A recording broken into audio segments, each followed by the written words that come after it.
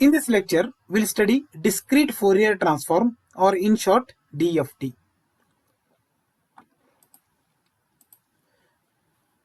DFT is a mathematical tool for frequency domain analysis of a discrete sequence x of n. Suppose x of n is a discrete signal.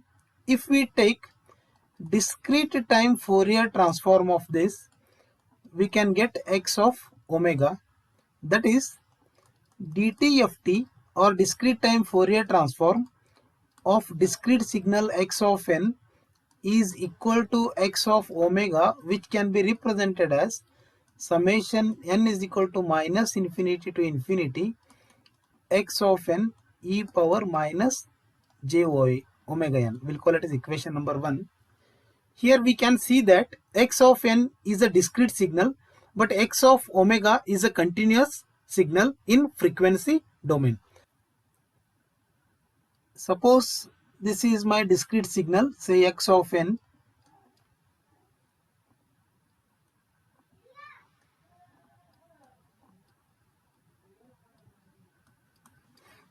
If I take discrete time Fourier transform of this, I will get x of omega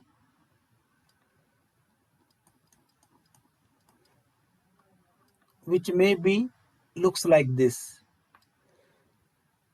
Here x of n is a discrete signal, whereas x of omega is a continuous signal and it is periodic over the period 0 to 2 pi.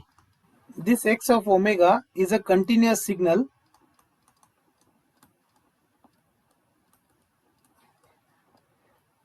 also. It is periodic in frequency domain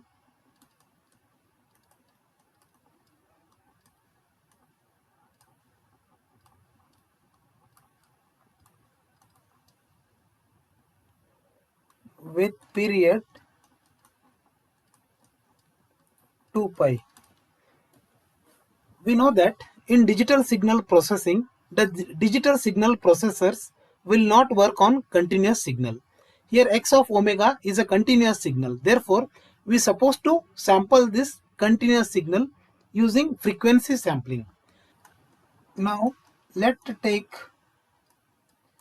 n samples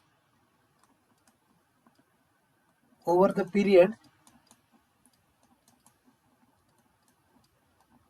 0 to 2 pi.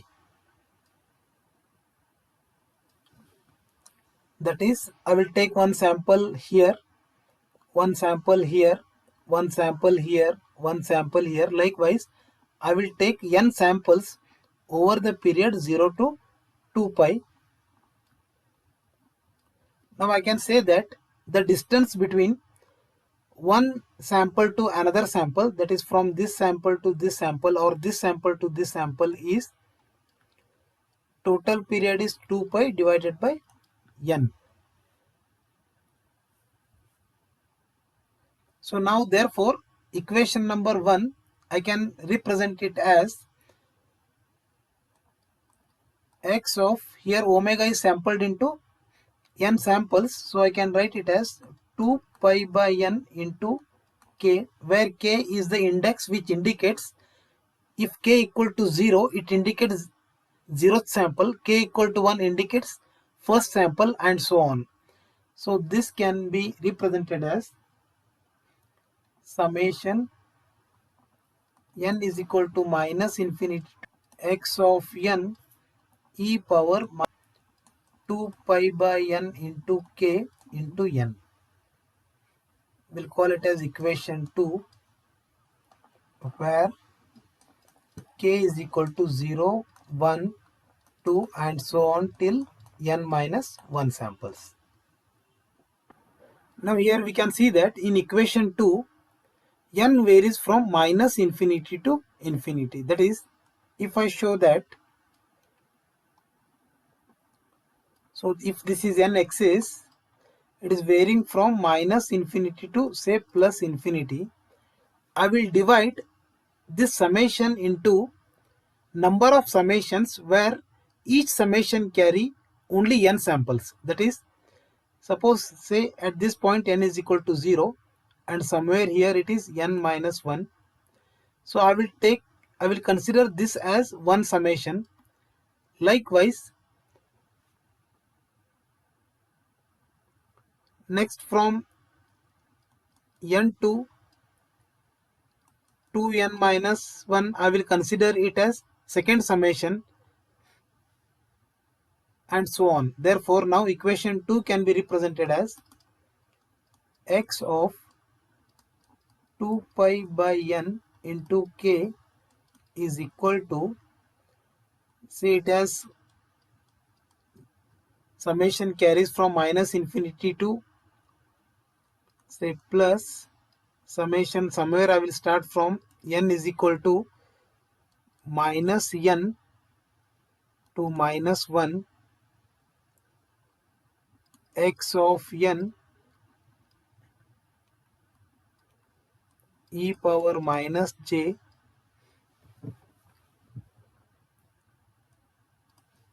2 pi by n into kn, plus I'll take another summation where it varies from 0 to n minus 1, that is n is equal to 0 to n minus 1 x of n e power minus j 2 pi by n into kn, plus I'll take another summation which carries only n samples from n is equal to n to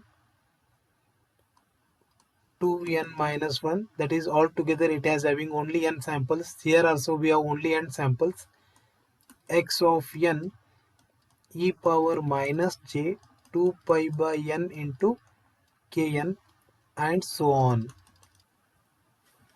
Now the above individual summation I will represent it as above individual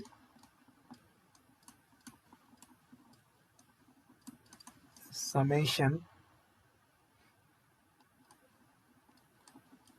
can be written as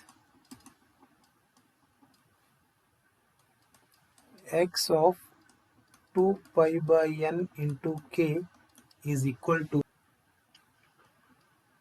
summation m is equal to minus infinity to mn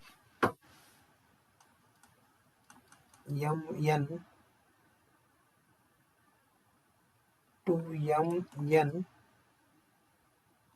plus n minus 1 x of n e power minus j 2 pi by n into k into n. We'll call it as equation 3. Now we'll try to simplify equation number 3. Let some variable, say L, is equal to n minus m into n.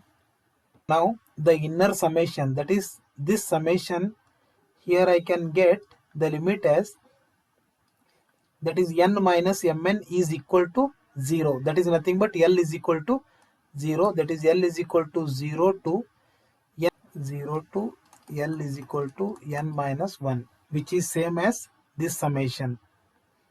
So therefore I can represent equation 3 as x of 2 pi by n into k is equal to, I will keep outer summation as it is, that is m equal to minus infinity to infinity. I will change the inner summation with variable L as L is equal to 0 to n minus 1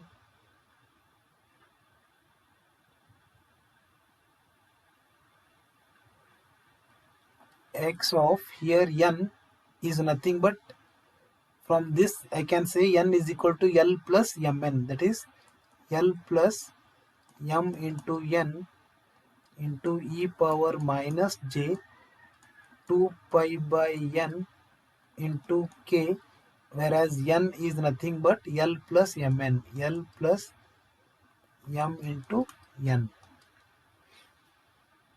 So further I can represent it as summation. I will write this summation first, that is L is equal to 0 to n minus 1. Then I will write this summation, that is summation m is equal to minus infinity to infinity x of L plus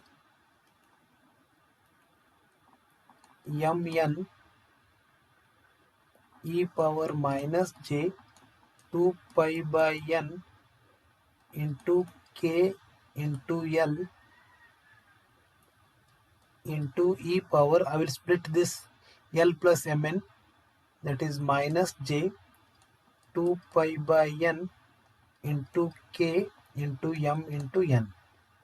Now again I will rewrite this equation as, instead of variable L, now I will use variable n, that is x of 2 pi by n into k is equal to summation. I will replace this L variable by n variable. Rest all things I will represent as it is. X of, I have replaced L by n, I will write it as n plus m into n e power minus j 2 pi by n into k into L will be replaced by n into, now here we can see that 2 pi by n into this n will get cancelled.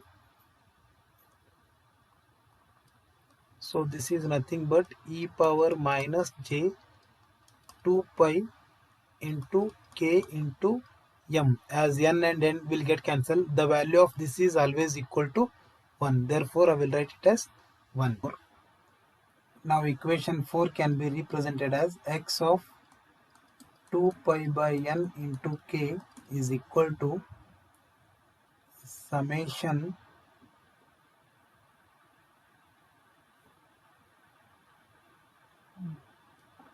n is equal to 0 to n minus 1.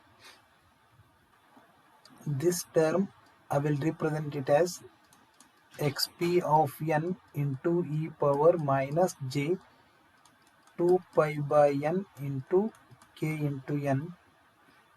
We'll call it as equation 5. So here where xp of n is equal to summation m is equal to minus infinity to infinity x of n plus m into n. That is, here xp of n can be represented as, it is coming from variable m is equal to minus infinity to infinity plus x of n minus 2n plus x of n minus n plus x of n plus, if we consider m equal to 0, it will be x of n plus n. If we take m equal to 2, it will be x of n plus 2n. Likewise, it will continue till infinity. So this is the expansion of this equation. Therefore, now I can say xp of n is a periodic repetition of signal x of n. That is, xp of n is periodic signal.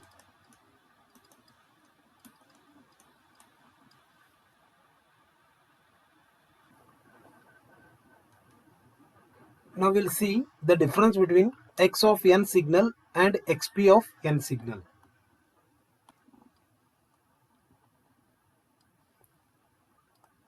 Let this be x of n signal.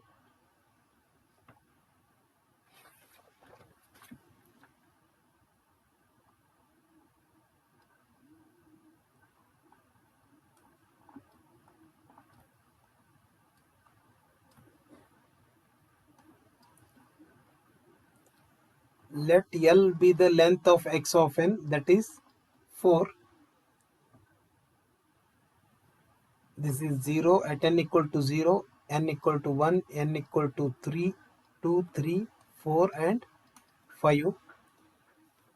We'll assume L is equal to 4, that is length of x of n signal. Now we'll assume that let n is equal to say 6. Now I will try to draw xp of n.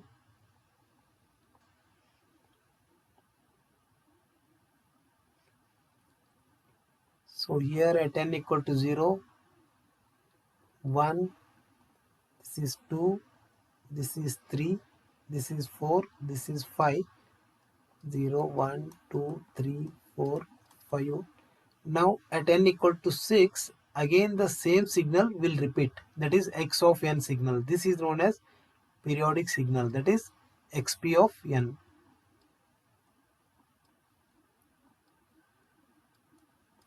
That is 7, 8, 9, 10, 11. Again at n equal to 12, the same signal will repeat. So this is xp of n. So here we can see that the value of n is greater than L. Now we'll consider the value of n such that n is less than L. Let n is equal to 3, that is n is less than L. Now here I will try to draw xp of n.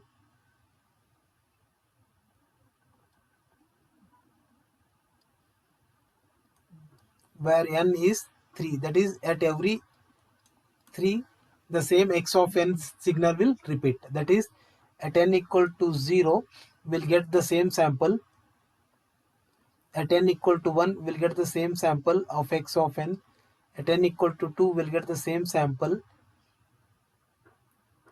Now at n equal to 3 the x of n signal is like this. Along with that again we'll get at n equal to 0 sample, because at n equal to 3 the same signal of x of n will repeat, so that this n equal to 0 the same sample will appear at n equal to 3. Now here then the same signal will repeat again like this, it will be continued. Now here we can see that there is an overlap of these two signals,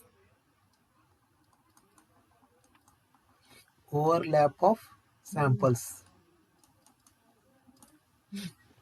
Observe that from this signal we can easily recover x of n signal, because this is the x of n signal.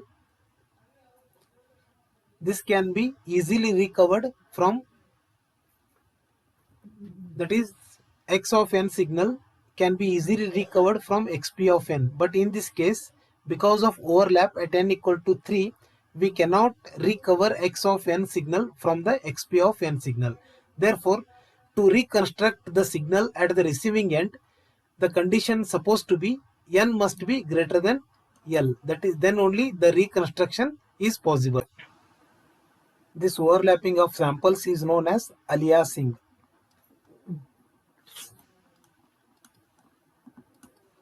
But when n is greater than L, there is no aliasing. That is, there is no overlapping of the samples. So now from equation 5 I can write x of 2 pi by n into k is equal to summation n is equal to 0 to n minus 1 xp of n e power minus j 2 pi by n into k. If we calculate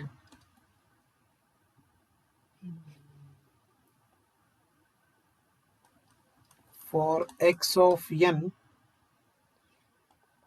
and for only L samples, then this equation can be represented as x of 2 pi by n into k is equal to summation n is equal to 0. Here we are considering x of n signal instead of xp of n, and we are considering only L samples instead of L samples, n samples, that is L minus 1 x of n e power minus j 2 pi by n into nk. If n is greater than L, there is no aliasing. there is no aliasing. So therefore now I can write this expression as x of 2 pi by n into k is equal to summation n is equal to 0 to n minus 1 x of n e power minus j 2 pi by n into k into n. So here this term is known as dft of x of n, and it can be represented as x of k, which is equal to summation n is equal to 0 to n minus 1 x of n e power minus j 2 pi by n into k. This is the expression for dft.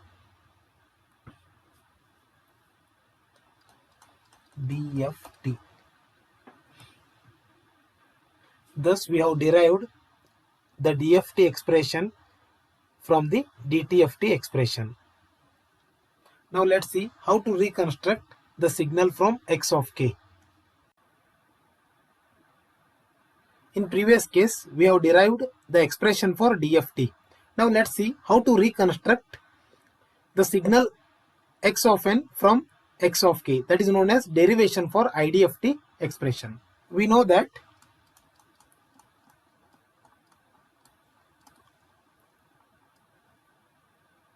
xp of n is a periodic signal with period n is a periodic signal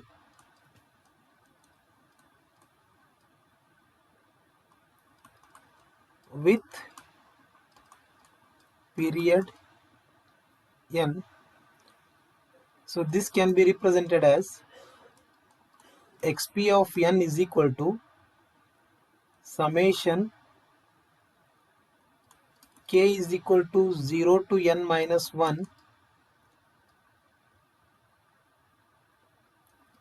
c of k e power j 2 pi by n into k into n. We'll call it as equation 6. Here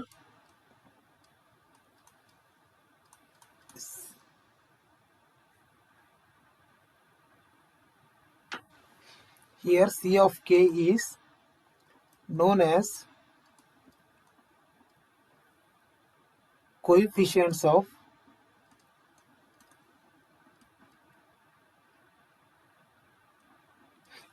discrete time Fourier series, and it is represented as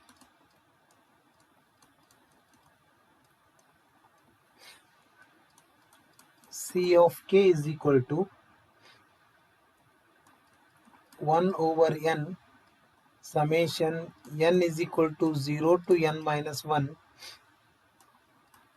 xp of n e power minus j 2 pi by n into k into n.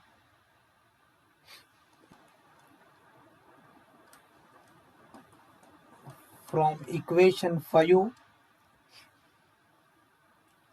summation n is equal to 0 to n minus 1 xp of n e power minus j 2 pi by n into nk is equal to x of 2 pi by n. So therefore now equation 7 can be written as, that is c of k is equal to, this term is nothing but x of 2 pi by n into k, therefore it is 1 over n x of 2 pi by n into k, where k is equal to 0, 1 up to n minus 1. We'll call it as equation number 8.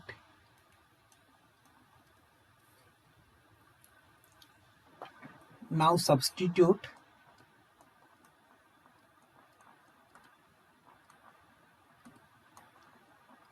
equation 8 in equation 6.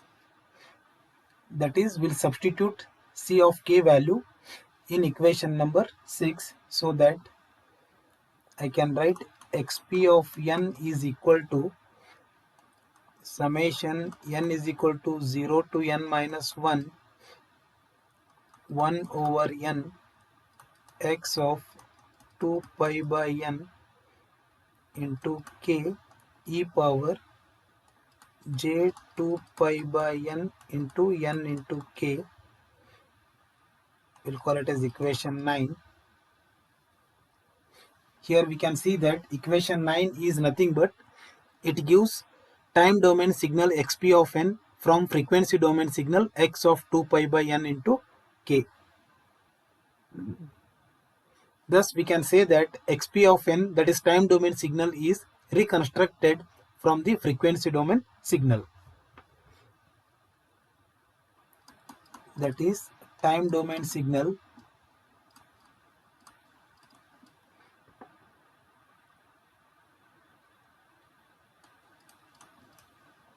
time domain sequence xp of n is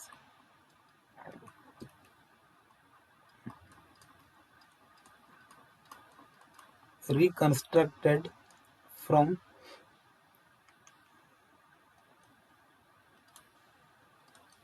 frequency domain samples x of 2 pi by n into k.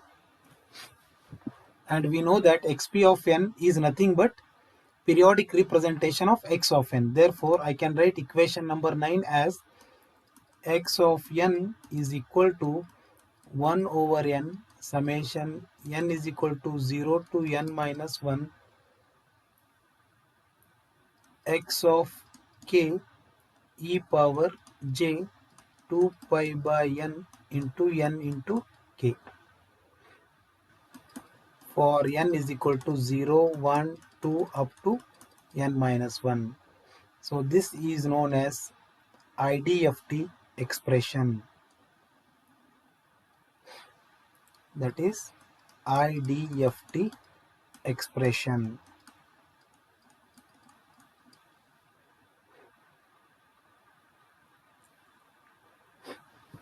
Thank you for watching.